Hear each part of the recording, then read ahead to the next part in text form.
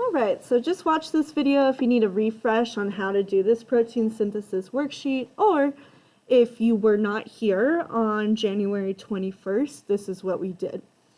So the first thing we need to do, you need to know, is that this is a protein synthesis worksheet. So we are synthesizing or making proteins. That is the whole goal here.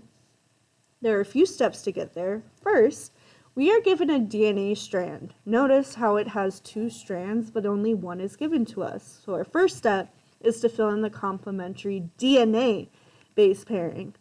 So DNA base pair rules are that A bonds with T and vice versa, T with A, and C pairs with G. So to make my new strand, I just do A with T, A, T, T, A, G, C, C, A with T, G with C, C with G, T with A with T, A with T, C with G, C with G, T with A, T with A. So that gives you your second strand of DNA. So our next step is the first step of protein synthesis. This is called transcription.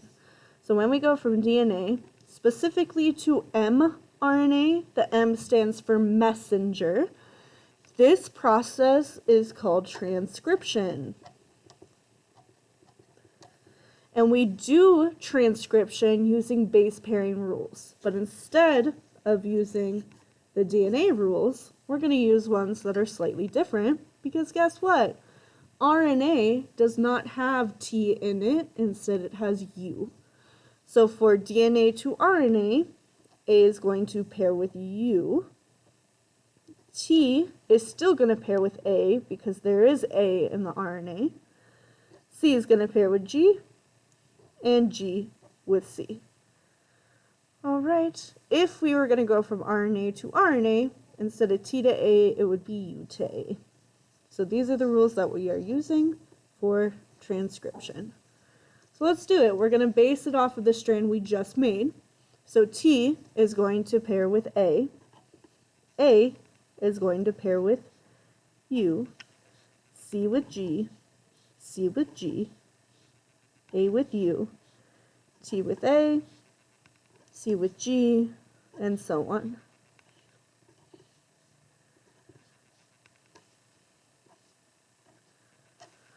Okay, one way to check your work, just make sure your RNAs only have U's and no T's. So if there's a T in your RNA, you did something wrong and you need to just change it to U. So that is transcription. We are done with that. Great job. So now the process of going from RNA to amino acids, that process is called translation. So we're translating something, so we're changing languages. Instead of DNA to RNA, which is the same nucleic acid language, we're now going RNA to amino acids. If you don't remember, amino acids are the building blocks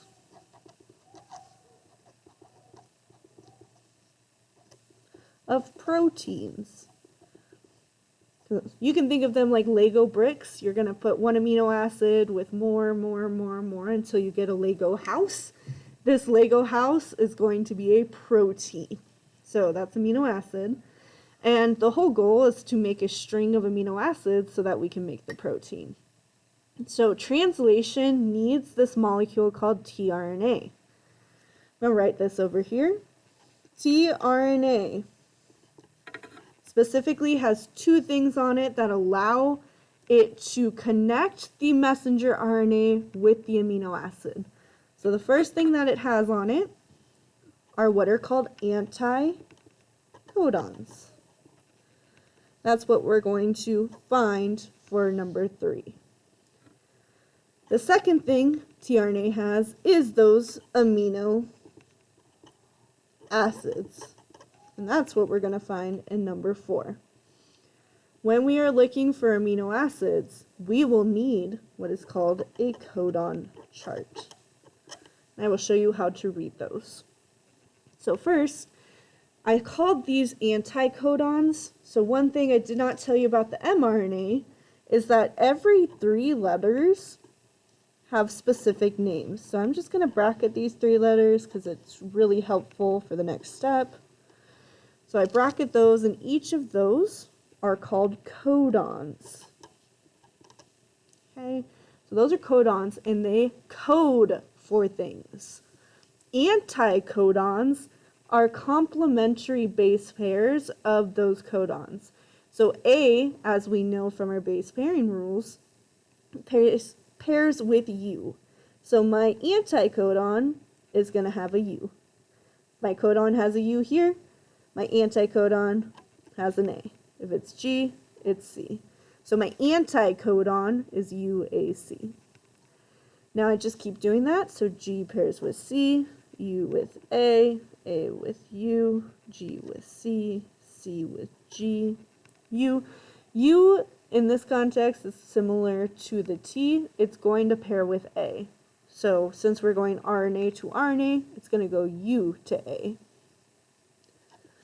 A with U, U, G, G, A. So that's your tRNA. Now, like I said, you need to use a codon chart. Codon charts look something like this. They either look like a table or a circle. You need to know how to use both. So I'm going to start with the table. You know what? Actually, I'll start with this one here. I need to look for my first codon. Remember, codons are in the mRNA, so you should not use the transfer RNA, the tRNA. You have to use the mRNA. So my codon, my first one, is AUG. AUG. So in order to read the circular codon chart, you look for your first letter in the middle. Since my first letter is A, I'm only going to be looking at this fourth of the circle where A is. Okay, so it's somewhere in here. My second letter is U, so I'm going to find my second letter on the second one down. Here is U, so I'm only going to look at this section here. And my last letter is G. I'm going to find that here. Here's where G is. And the amino acid will be on the outer edge. So my amino acid is MET. Now, fun fact, for every single mRNA, the start codon will be AUG and the amino acid will be MET.